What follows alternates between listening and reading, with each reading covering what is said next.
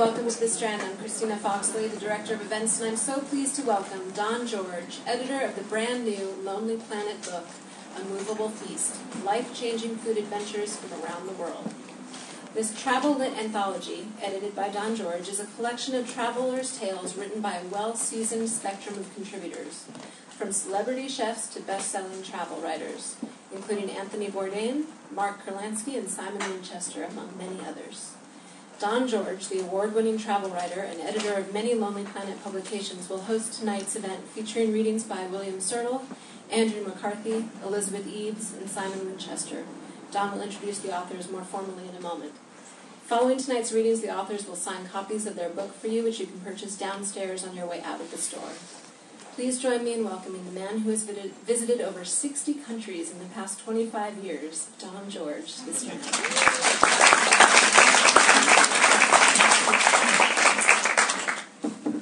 Thank you very much. Can you hear me all right in the back? It's a tremendous pleasure to be here. It's wonderful to see so many people. Thank you very, very much for coming. I've been lucky enough in my years as a travel writer and editor to edit a number of literary travel anthologies for Lonely Planet. The first one was a book called The Kindness of Strangers, Tales of Kindness on the Road. The second was a book called By the Seat of My Pants, which is humorous tales of what happens when things go wrong. The third was called Tales from Nowhere. And if you travel enough, you've probably been to nowhere. And this was a collection of stories of people who found themselves in that curious place that you don't quite know where you are. When Lonely Planet contacted me about this book, it was a serendipitous conversation between the editor and I, and the editor said, "How about food as a theme?" And I immediately thought, why have we not done a food book already? It seems such a perfect theme for a book. When you travel, food is, of course, a primary consideration for you, and it's also a primary pathway into a place, into a culture. People have all kinds of food adventures when they travel. Are most of you travelers? Yes. Have you all had a food adventure of one kind or another? Excellent. When I sent out, so we decided to do this theme, life-changing food adventures, and I sent out a call for submissions for people to send in their stories of food adventures, and then I contacted a number of beloved writer friends of mine and asked them if they would contribute stories, and just about every single one I reached out to had some amazing story to tell. When I set out to edit the book, I thought I would get a lot of "you won't believe what I just ate" stories. And there are a few of those in the book. There's Lawrence Millman writing about eating bat penis on the island of Faiz in Micronesia. And there's the great Tim Cahill writing about eating rooster's head soup in Papua New Guinea. Don't miss it if you go to Papua New Guinea. Be sure to get it. But so many of the stories were huge surprises for me. Wonderful illuminations, full of humanity, full of humor, in ways that I completely did not expect. And the four stories you're going to hear tonight fall into those categories. Really eye-opening tales that reminded me how broad the world of travel is, how broad the world of food is, and how wonderful their intersection is. I'm just going to read a snippet from my introduction to the book.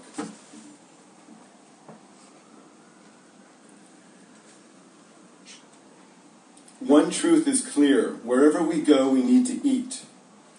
As a result, when we travel, food inevitably becomes one of our prime fascinations and pathways into a place. On the road, food nourishes us not only physically, but intellectually, emotionally, and spiritually too.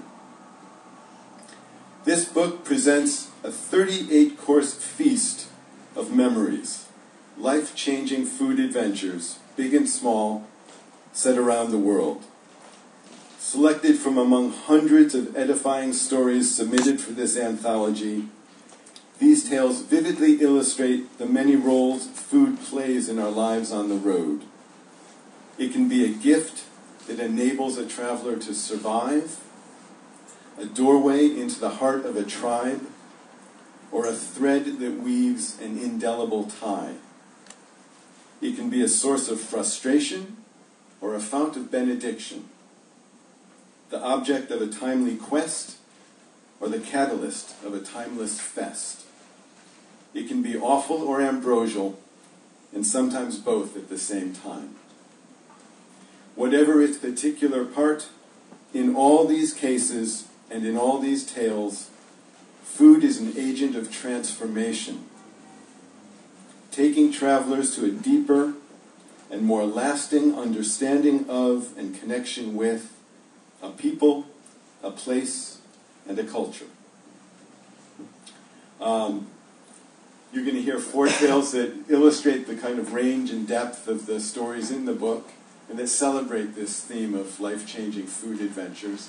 And to begin, we're going to hear from Bill Sertle, who was for many years the outstanding travel editor of the late lamented Wonderful Gourmet magazine. Nice to have Bill here. Bill Sertle.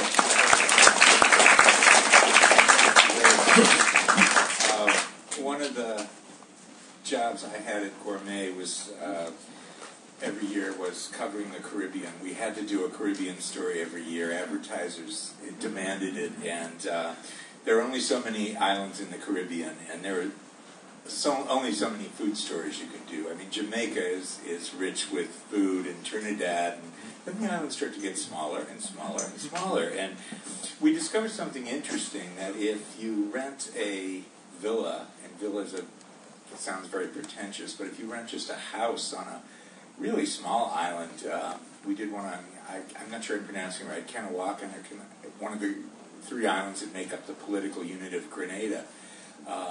It's very low-key, very simple, and you get a cook that you can play with for a week, and that became a really great hook for a lot of these stories. But finally we are getting down to the last islands, and I discovered that on the island of Mustique, which is one of the kind of more patrician islands in the Caribbean. This is an all-private island, kind of part of St. Vincent, really, but it's all private villas.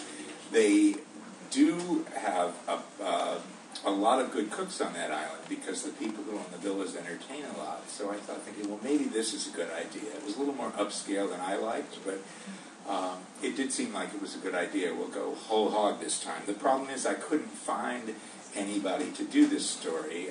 It sounds like the plum assignment of my career, but people kept dropping out. So I finally went to my boss, Ruth Reichel, and I said, I just can't get anybody to do this story. And she looked at me and said, well, just do it yourself, for Christ's sake. And it wasn't as if, this is a real plum for you. It was like, just get off your lazy ass and do it. And you'll see why I wasn't so keen to do it when I started to read the piece, which is called Cooking with Donna. It took me 30 years as a travel editor, best job in the world, everybody said, to realize how much distaste I had for vacations. Not travel, vacations. So I might not have been the best person to write a magazine article about Mustique, a private Caribbean island in the chain of St. Vincent and the Grenadines. Luxury villas for rent on Mustique come staffed with enough servants to ensure that you, the master of the house for a week or two, had absolutely nothing to do except loaf on the beach or sip cocktails made by someone else while waiting until dinner was ready.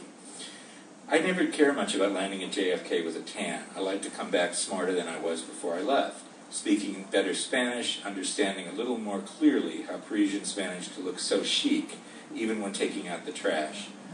Bearing a new recipe, always a recipe, for food is the key to culture, the easiest way into a relationship with the folks you're yet to meet. But Mustique, where everybody speaks English and where having servants is the very idea of the place, happened to be the assignment at hand. I had to make the best of it, so I came up with a plan. Among the staff at Sapphire, my 5-room manse overlooking the sea, which so far I had seen only in a brochure, would be a cook. I would befriend that cook and break down the barrier that put her in a white uniform and me in shorts and a t-shirt. I would hang out with her. She would teach me to cook Caribbean.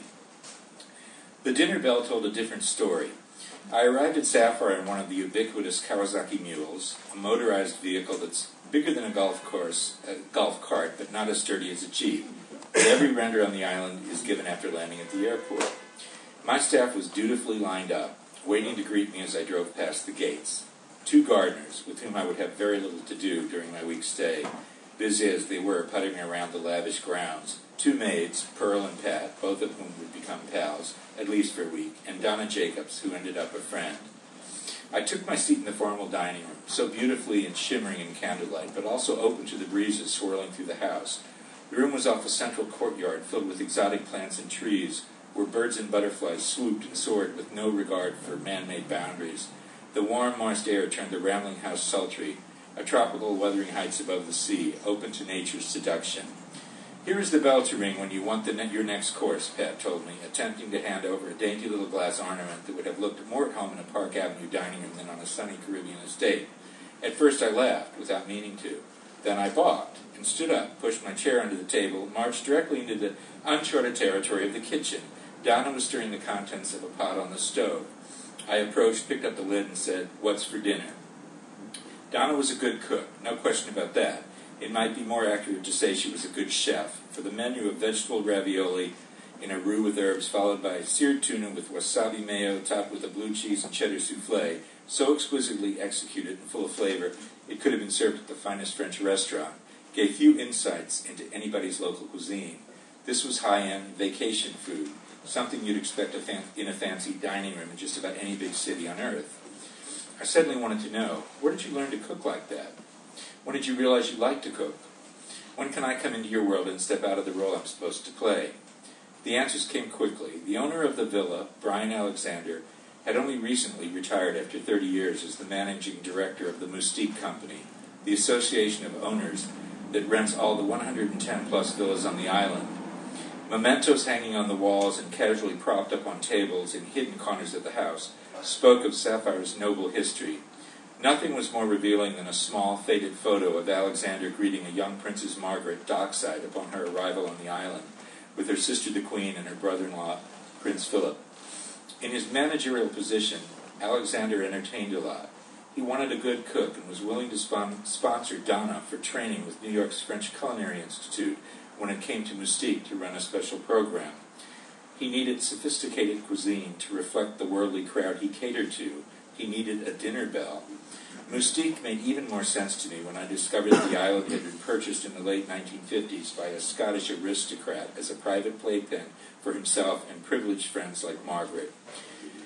Donna immediately got that I wanted to hang with her in the kitchen. I was curious about every menu she had mapped out for the week, especially one dish, sushi, that was coming up in a few days. Sushi? Why not, I thought, with fish this fresh. Donna wasn't shy about filling me in on her culinary prowess, and I was more than happy to hear how she'd always wanted to learn to cook. There aren't a lot of options for work on a small Caribbean island, where most employees come from the mother island of St. Vincent. Larger, yes, but not exactly booming with opportunities itself.